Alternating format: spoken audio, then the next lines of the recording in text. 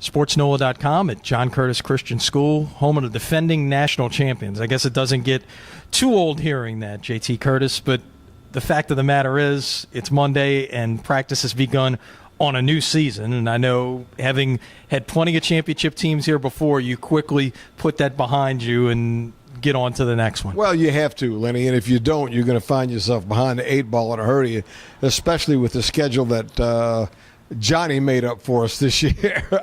But in all seriousness, it was a great honor and a team that really, I thought, deserved the national championship honor. But, it's a brand new season, and we have, in fact, put that completely behind us, and now our focus is to be the best team we can be for 2013. And as I made a comment to someone the other day, our goal is not a national championship. That's a mythical thing. Our goal is to be a state champion and to have an opportunity to compete for it. And so we play a very competitive pre-district schedule to get us ready for that. And we'll have very competitive practices that'll get us prepared for that schedule. So we're excited about the beginning of a new season. On the field for the first time on Monday, going through 2, almost 3 a days to a certain degree. Talk about your preparation and in what maybe is different this year than what you've done in years past in terms of preparing. Well, we don't really change a whole lot. We're going to do what we have always done in the past. We'll be in 2-a-days these next 2 days.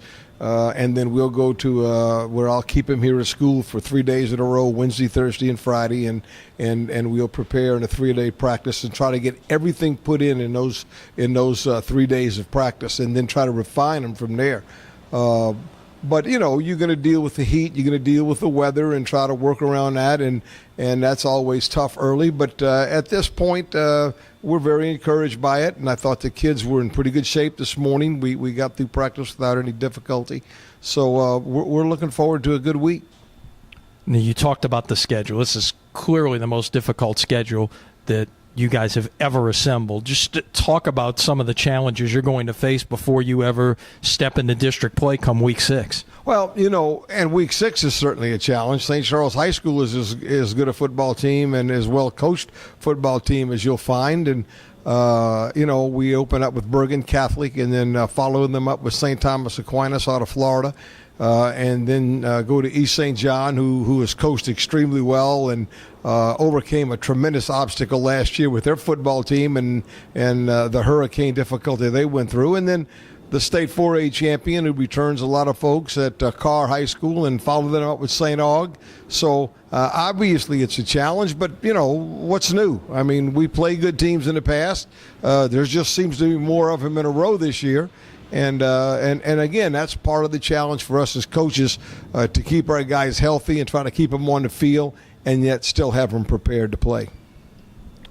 So many of your guys from the 2012 team going on to college. Obviously, you keep up with what's going on there, but it seems like there's going to be just as many off this 2013 team, at least as the recruiting experts will say, that are going to be highly recruited and get those big looks out there from virtually every school in America. Will probably set foot at some point on your campus between now and the first week of February. It's a good group, and it'll be a lot of kids that are recruited. Malachi Dupree and Terrence Alexander, Matrell McGraw, George Morera, those guys have all had a lot of interest, and a lot of people that have been interested in him. Raquan James is another running back that I just had a couple of really big inquiries about for some big schools. So it's a good group, but what we have to do is formulate those guys around them. They're going to allow them to excel and allow them to reach their fullest potential. And that, in my opinion, is the key to being a good football team. A lot of teams have a good player or several good players, but it's what you put around them that allows them to really be successful. Now, this guy knows a little bit about success, and that we'll certainly learn a lot more about that here over the next few months. Stay with us at SportsNOLA.com. Much more coverage of high school football as we count down towards the season opener.